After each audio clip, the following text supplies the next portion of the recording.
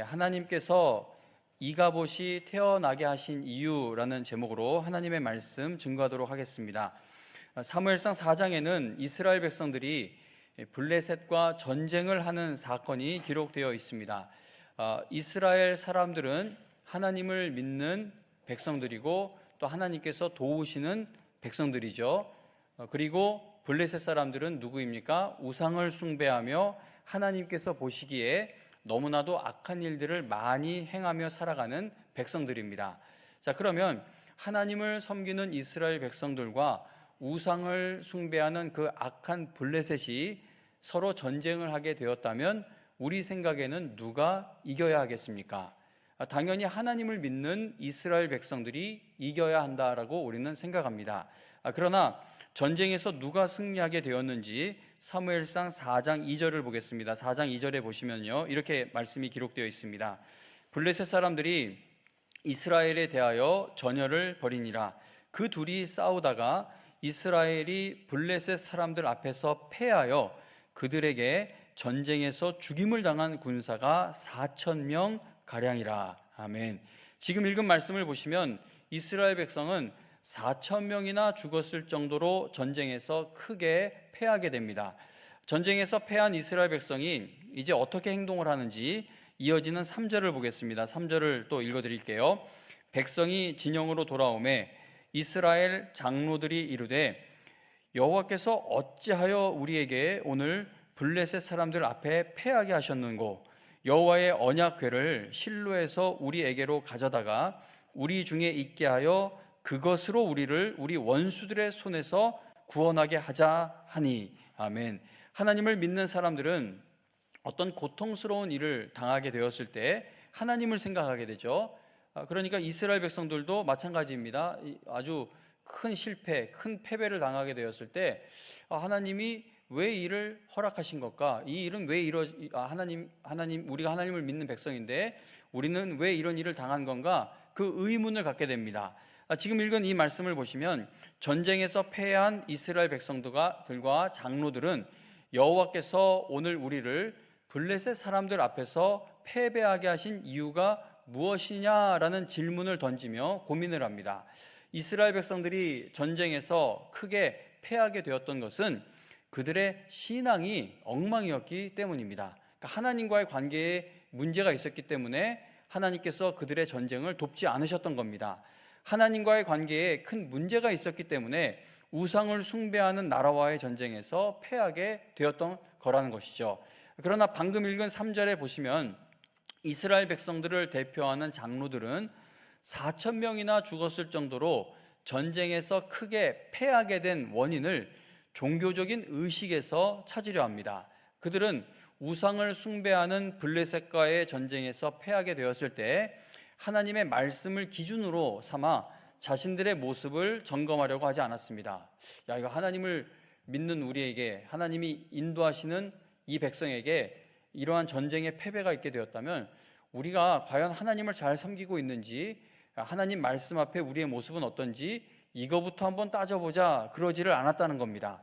전쟁에서 왜 패하였는지를 고민하던 장로들은 여호와의 언약궤를 실로에서 우리에게로 가져다가 우리 중에 있게 하여 그것으로 우리를 우리 원수들의 손에서 구원하게 하자라는 결론을 내리게 됩니다. 이스라엘 백성들은 자신들이 종교적인 의식을 엄격하게 준행하지 않았기 때문에 전쟁에서 크게 패하게 된 것으로 오해를 하게 된 것이죠. 물론 여호와의 언약궤와 함께 전장에 나가는 것은 하나님께서 모세를 통해 알려주신 예식이자 절차이기는 합니다. 이스라엘 백성이 이방 민족들과 전투를 치를 때 제사장들이 언약궤를 메고 전쟁터에서 앞서 나아갔던 적이 모세 때에도 있었다는 겁니다. 그리고 이스라엘 자손이 광야에서 40년간의 생활을 마치고 약속의 땅에 들어갈 때에도 제사장들이 언약궤를 메고 앞서 나아갔을 때 넘쳐 흐르던 요단강이 멈추는 정말 놀라운 역사가 일어났습니다. 모세 이후 여호수아 시대에도 이스라엘 백성이 언약궤를 앞세워 나아가야 하는 것에는 변함이 없다는 것이죠. 그리고 이 일은 때때로 허락되었던 일이기도 하다는 겁니다. 그러나 하나님과의 관계에 문제가 있다면 아무리 언약궤를 앞세워 나아가도 그것이 소용없는 일이 되어버립니다. 하나님 앞에 회개해야 할 일들을 그대로 놔두고 하나님의 말씀에 순종하지 않고 있으면서 헌금, 헌신, 예배 등의 열심을 내는 것은 종교의식 자체에 어떤 힘이 있는 것으로 크게 오해를 하고 있는 것입니다. 제가 예전에 이런 이야기를 들려드렸던 적이 있습니다. 또 말씀을 드립니다. 장인 장모님과 같이 고깃집에 가서 고기를 먹는데 옆 테이블에 남자 둘, 여자 둘 앉으신 중년의 나이는 넘어 보이시는 분들인데 막 이제 저희는 먹고 옆에서 소주 벌써 몇 병이 쌓이고 막 취했어요. 근데 남자분 한 분이 요즘에 일이 너무 안 풀려서 내가 오산리 기도원을 좀 가려고 하는데 누구 나하고 좀 같이 갈 사람 없냐라고 이야기를 합니다.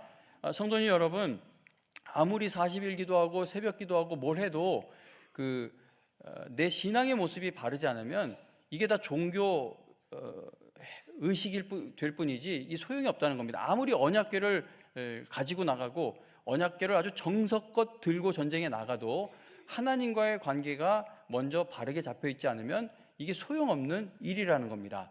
전쟁에서 패한 이스라엘 백성들은 하나님과의 관계에 큰 문제가 있고 하나님의 말씀에 순종하지도 않고 있는 자신들의 그 잘못된 신앙의 모습에 대해 깊이 살펴보지를 않았습니다.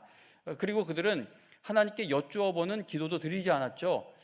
우리가 언약궤를 가지고 나가야 되는데 하나님께 기도해보자. 이 언약궤는 지성소 안에 있어야 하는 거룩한 물건인데 우리가 이걸 거기서 들고 나와 전쟁터로 가도 되는지, 모세 때처럼 여호수아 때처럼 이걸 가지고 나아가도 되는지 하나님께 여쭈어보자. 함께 기도하자. 이런 모습도 없었습니다.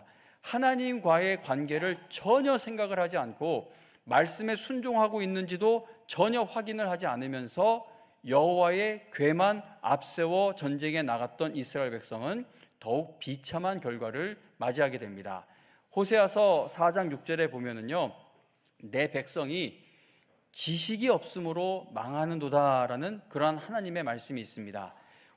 호세아서에서 말씀하고 있는 지식은 세상의 지식이 아니라 하나님을 아는 지식을 의미하는 것이죠. 아무리 예배를 드리고 또 여호와의 궤를 중요하게 귀하게 여기면서 앞세워도 하나님을 알지 못하면 그 모든 일들이 그저 종교의식이 될 뿐이라는 겁니다. 언약궤가 없었기 때문에 전쟁에서 패하게 된 것이다 라고 판단을 하게 된 이스라엘 백성들이 이제 어떤 일을 진행시키는지 사무엘상 4장 4절과 5절을 계속해서 보겠습니다. 4절과 5절을 보면 이렇게 기록되어 있습니다.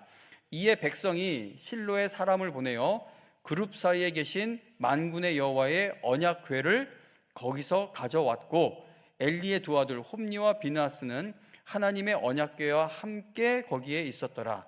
여호와의 언약궤가 진영에 들어올 때에 온 이스라엘이 큰 소리로 외침에 땅이 울린지라. 아멘.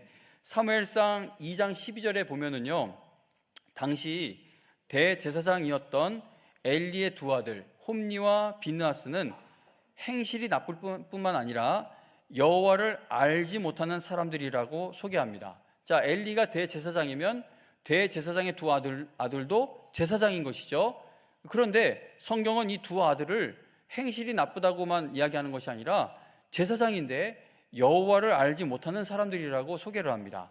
홈니와 비느하스가 얼마나 악한 제사장들이었냐 하면은요, 그들은 하나님의 제사를 멸시했고 또 제사장의 위치를 이용하여 백성들이 하나님께 드리는 제물을 강탈했으며 심지어 성막문에서 수정두는 여인들과 동침하는 악한 일들을 저질렀습니다. 이 두 사람이 하나님을 얼마나 우습게 생각했으면, 가볍게 생각했으면 제사장이라는 직분을 이용하여 이렇게 큰 죄를 짓고 있었다는 겁니다. 이게 지금 구약시대를 생각해서 그렇지, 만약에 오늘날 목사가 이 하나님을 우습게 알아서 이 제사를 멸시한다는 거, 이 예배를 드리는데 성경 본문과 상관없는 내 주장, 내 생각 그냥 말을 막 합니다. 그리고 또 여러분들이 드리는 헌금을 하나님께 드려지는 헌금으로 여기지 않고 내 마음대로 할 수 있는 헌금으로 생각해서 이걸 내 마음대로 막 사용을 합니다. 그리고 심지어 교회에서 여자 성도님들과 부적절한 관계까지 맺습니다. 그러면 그게 얼마나 심각한 문제입니까? 너무나 나쁜 일이죠.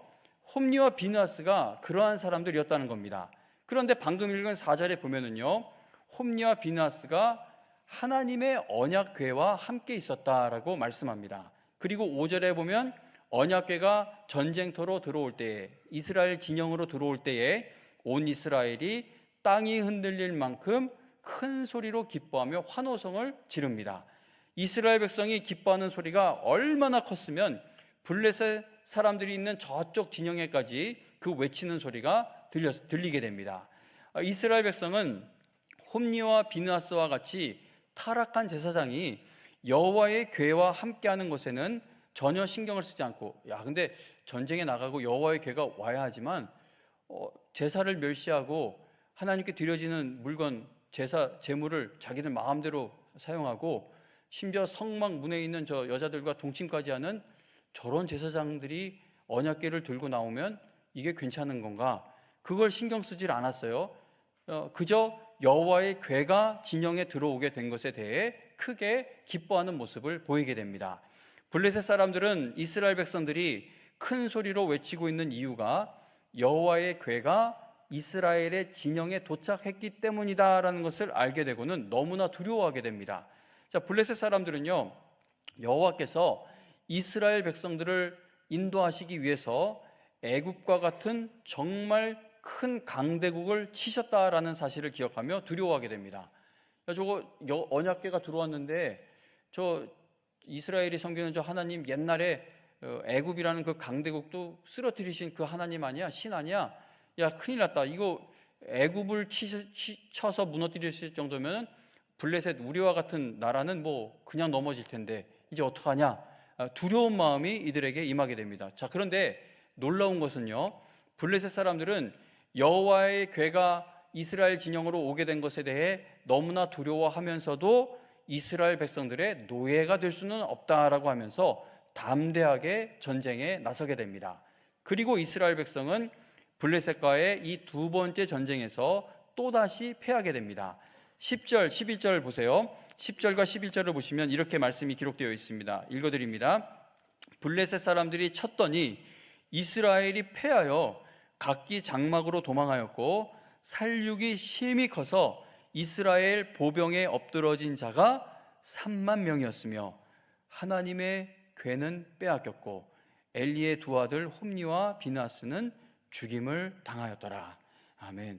지금 읽은 말씀을 보시면 이스라엘 백성은 너무나도 비참하게 전쟁에서 패하게 됩니다. 이스라엘은 최소 3만 명의 군사를 잃게 되었을 뿐 아니라 하나님의 궤까지 빼앗기게 되고 제사장인 홈리와 비느하스가 죽게 됩니다. 이스라엘 백성이 언약궤가 없을 때 전쟁에서 진 것은 하나님께서 그들과 함께 하시지 않았기 때문이다라고 생각할 수 있습니다. 전쟁에서 졌어요. 이거 우리가 언약궤를 같이 함께 가지고 나가지 않아서 졌구나, 뭐 그렇게 생각할 수 있습니다. 그러면 언약궤와 함께 전쟁에 나갔음에도 더 비참한 모습으로 패하게 된 이유는 무엇입니까? 언약궤가 없어서 진 줄 알고 그걸 가지고 나갔는데 오히려 더 큰 비참한 패배를 맛보게 된 이유가 무엇일까요? 언약궤가 있어도 전쟁에서 패하게 된 것은 하나님께서 그들과 함께하지 않으셨기 때문인 겁니다. 이스라엘 백성들이 그들의 죄로 인해 하나님의 임재가 떠난 언약궤와 함께했으니 전쟁에서 더욱 크게 패하게 되었다는 겁니다. 이스라엘 백성이 온갖 제사와 제물과 헌물을 드려도, 그러니까 오늘날로 치면 모든 예배를 다 드리고 11조 헌금 다 드리고 헌신하고 봉사를 해도 하나님께서 받지 않으시는 제사와 헌신이면 대적들과의 전쟁에서 승리할 수가 없다는 겁니다. 오늘 우리는 예배를 드리러 나왔습니다. 빈손으로 나오지 않고 11조를 비롯한 여러 헌금을 가지고 나왔습니다. 그리고 이렇게 눈이 오는 날씨 속에서도 대중교통을 이용해 또는 먼 곳에서 이렇게 조심조심 운전을 하여 여기까지 왔습니다. 그리고 헌금만 드리고 예배만 드리는 것이 아니라 헌신하고 또 봉사까지 합니다. 그런데 우리의 예배가 하나님께서 함께해 주시는 예배이고 우리의 헌금이나 헌신이 하나님께 기쁨이 되는 헌금과 헌신인지를 반드시 확인해 볼 필요가 있다는 겁니다. 언약궤만 가지고 나간다고 승리하는 것이 아니라는 것이죠. 사무엘상 4장에 보면 이스라엘 백성은 하나님을 섬기는 백성의 모습으로 블레셋과 싸웠습니다. 그렇죠. 언약궤가 없구나. 이게 하나님이 함께 하시는 언약궤를 가지고 나가야 되겠다. 이 모습만 보면 하나님을 섬기는 백성의 모습으로 블레셋과 싸운 게 분명해 보입니다. 그러나 그들은 너무나 비참한 모습으로 패하게 됩니다. 왜냐하면 그들의 제사장에게 그리고 그들이 들고 가고 있던 그 언약궤에 하나님이 함께 해주시지 않았기 때문이라는 겁니다. 당시 대제사장이었던 엘리는 이스라엘 백성들이 언약궤와 함께 전쟁에 나간 것과 자신의 두 아들이 그 일에 함께하고 있는 것에 대해 매우 불안해하고 있었습니다. 엘리가 답답하죠. 근데 성도님 여러분, 저는 엘리 제사장을 그냥 한심하게만 볼 수가 없습니다. 엘리가 내 모습 아닌가라고 그렇게 제 가슴을 치게 될 때가 있습니다. 엘리가 너무 답답하죠. 이 전쟁에 나간 걸 보고 불안해하고 있어요. 왜? 불안해할 수밖에 없죠. 언약궤는 하나님께 여쭈어보고 들고 나가야 되는 건데 이스라엘의 지도자급 되는 장로들이 그냥 논리적으로 합리적으로 생각해서 들고 나가버렸고 그거에 대한 기도가 전혀 없습니다. 그리고 사무엘상 지금 4장을 펴고 있는데 그 앞장 이전 장들을 보면 하나님께서 엘리의 집안 그 두 아들이 얼마나 나쁜 짓을 하고 있는지 알려주시면서 심판하실 것을 이야기했어요. 그런데도 엘리는 그걸 막질 않았습니다. 두 아들을 호되게 야단을 치고 아무리 제사장 직분이 세습으로 이어지는 걸 하더라도 이건 아니다라고 그들을 처단하지 못했어요. 근데 이런 모습을 보면서 제 스스로의 모습을 여기에 이렇게 비추어 보게 되는 것은 저도 성도님들께 그거는 신앙적으로 옳지 않습니다. 그 직분을 받으셨으면 성경적으로 이렇게 하셔야 됩니다. 이거를 말을 해야 되는데 말을 하지 않고 그냥 불안해하고 있는 겁니다. 저렇게 나가면은 이 교회가 안 되는데, 가정이 안 되는데, 직분이 끝까지 감당이 안 되는데, 그냥 그 모습으로 주저앉아 있는데 제사장 엘리가 그러한 모습으로 있었던 거죠.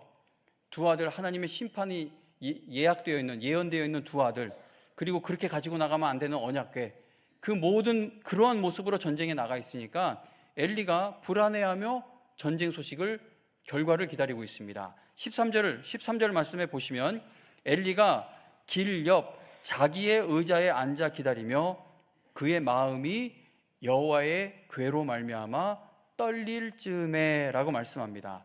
대제사장 엘리는 이스라엘의 군대가 하나님의 궤를 메고 다시 전쟁에 나간 것에 대해 마음 졸이며 소식을 기다리고 있었다는 겁니다. 엘리와 이스라엘 백성들이 전쟁 결과를 기다리고 있던 그때에 전쟁에서 살아남은 병사 한 사람이 급히 달려와서 엘리와 온 성읍에 너무나 슬픈 소식을 전해주게 됩니다. 17절과 18절을 보세요. 17절, 18절 보시면 읽어드립니다. 소식을 전하는 자가 대답하여 이르되 이스라엘이 블레셋 사람들 앞에서 도망하였고 백성 중에는 큰 살육이 있었고 당신의 두 아들 홈니와 비느하스도 죽임을 당하였고 하나님의 궤는 빼앗겼나이다.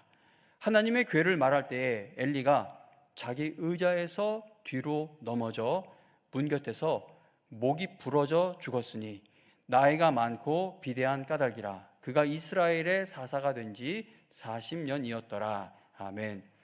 98세였던 엘리에게 두 아들의 죽음 소식은, 두 아들이 죽었다는 소식은 너무나 충격적이었을 것입니다. 98세, 나이가 많았죠. 근데 두 아들이 죽었다 했을 때 얼마나 충격이 컸겠습니까? 그런데 엘리는요, 두 아들이 죽었다라는 소식보다 하나님의 궤를 빼앗겼다라는 소식에 더 큰 충격을 받았던 것으로 보여집니다. 방금 읽은 18절에 보면은 엘리가 하나님의 궤에 대한 말을 들었을 때 의자에서 뒤로 넘어져 목이 부러져 죽게 되었다고 성경은 말씀합니다. 사무엘상 4장은요, 이스라엘과 대제사장 엘리의 집안에 닥친 이 재앙을 여기까지만 기록해 놓고 멈추지 않습니다.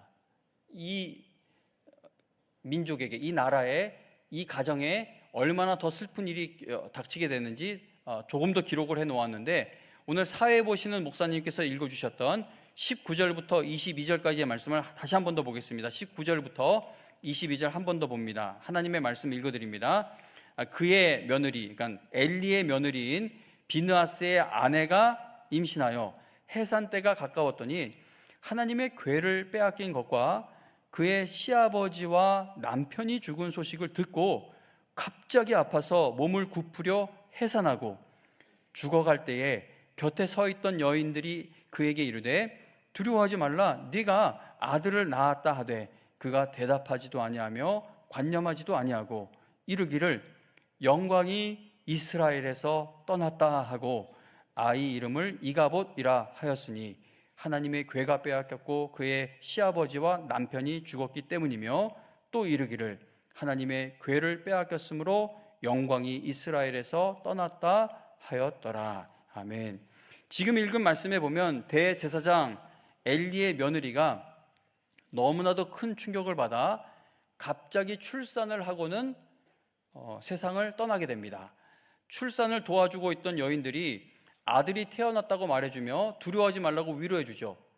아기를 낳긴 했는데 이 산모가 죽어가는 거예요. 그러니까 정신 차리게 해준 거예요. 이렇게 힘내라고, 보라고, 아들 잘 낳았다고, 건강히 태어났다고, 힘 좀 내보라고 그렇게 격려를 합니다. 그러나 엘리의 며느리는 아들을 낳은 것에 대해 어떤 관심이나 희망도 두지 않고 하나님의 영광이 이스라엘에서 떠났다라는 말만 되풀이하게 됩니다.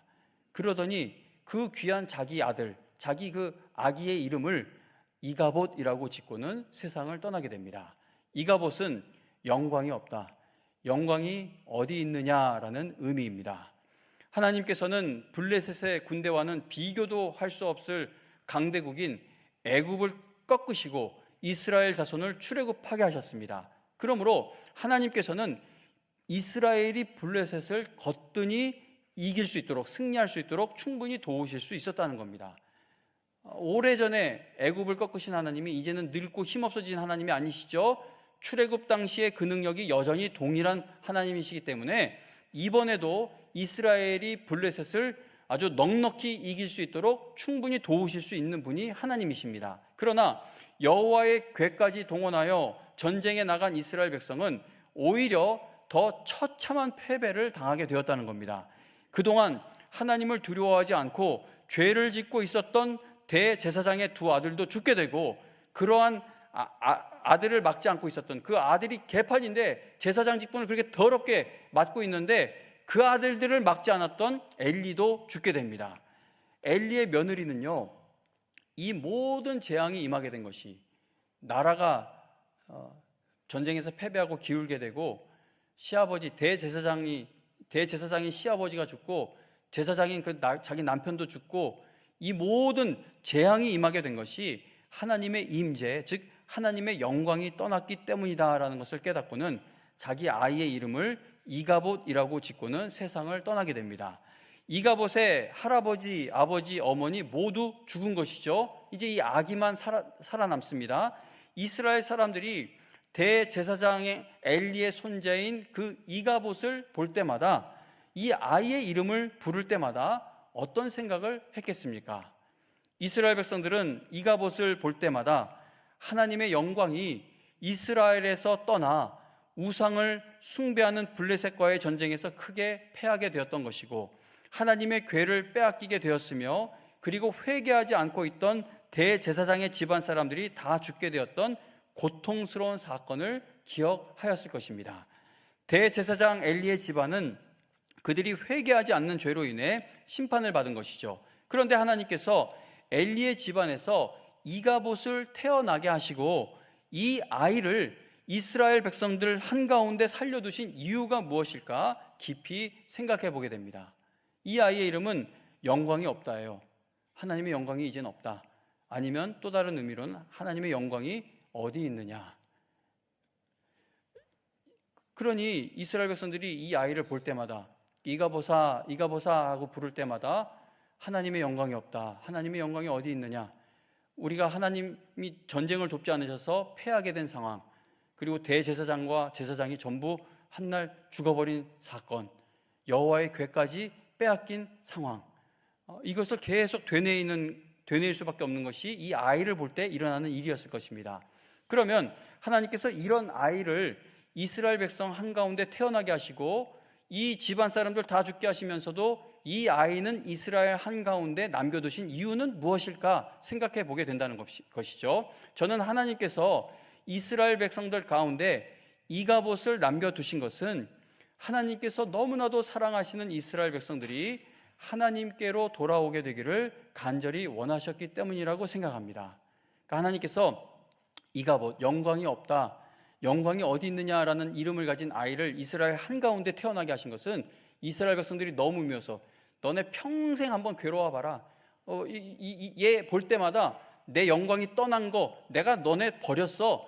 그렇게 이 백성들을 괴롭히려고 이가봇을 놓아두신 것이 아니라 하나님의 영광이 떠난 그 상황과 사건과 일들을 기억하며 하나님의 영광이 다시 우리에게 회복되기를 구하게 되는 백성이 될 수 있기를 바라며 이 일을 행하셨다는 겁니다.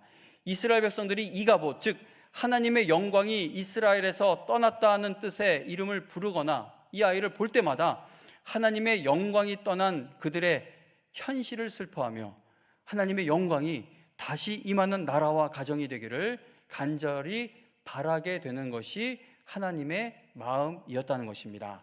그러므로 이스라엘 백성들은 이가봇을 볼 때마다 하나님의 영광이 없다, 하나님의 영광이 어디 있느냐, 그 질문 앞에 설 때마다 이스라엘의 하나님의 영광이 다시 회복되기를 기도하는 것이 마땅했습니다. 제가 어렸을 때는요, 영화나 만화에 등장하는 막 드라큘라, 사탄, 악마 이런 게요, 십자가 앞에서 힘을 쓰지 못했습니다.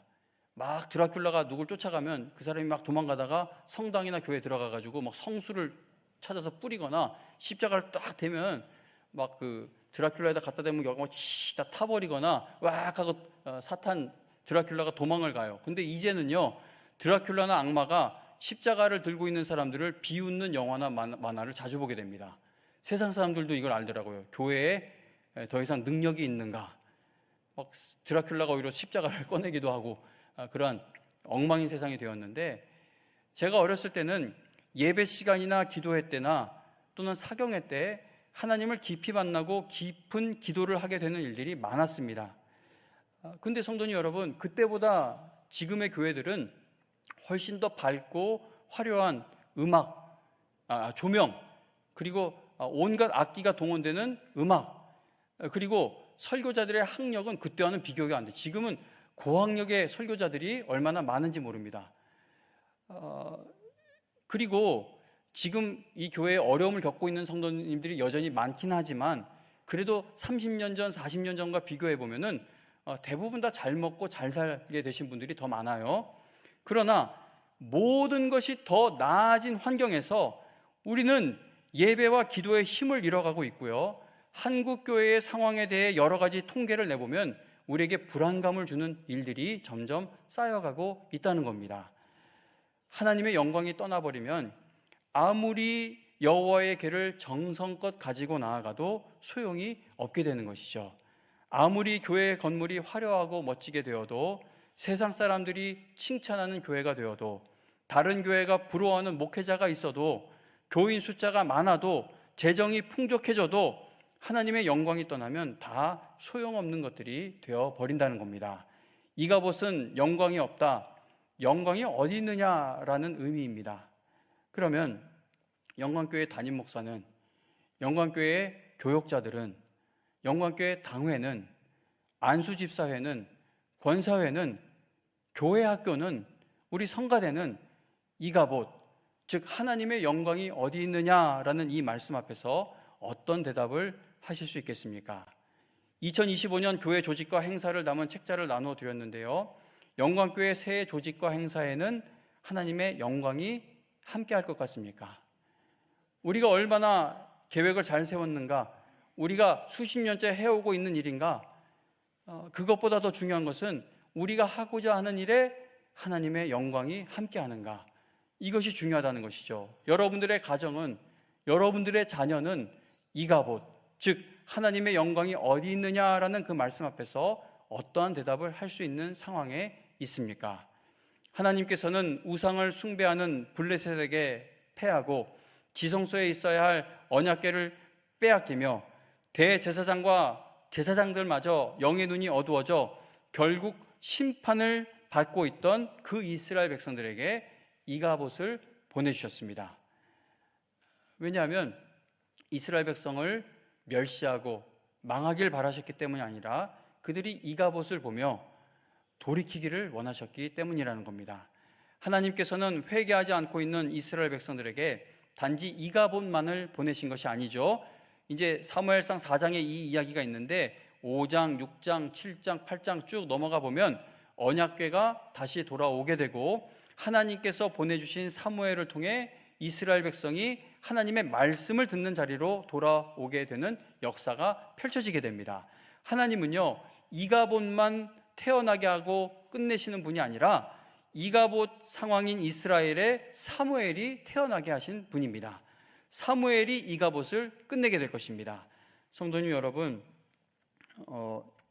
하나님의 영광이 어디 있느냐라는 일들이 우리 삶에 많죠.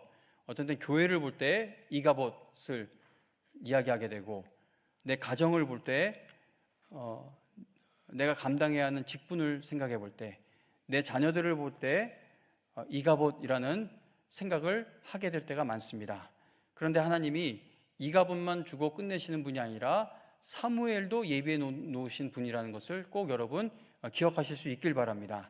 오늘 대한민국과 교회와 가정에서 이가봇, 즉 하나님의 영광이 없습니다.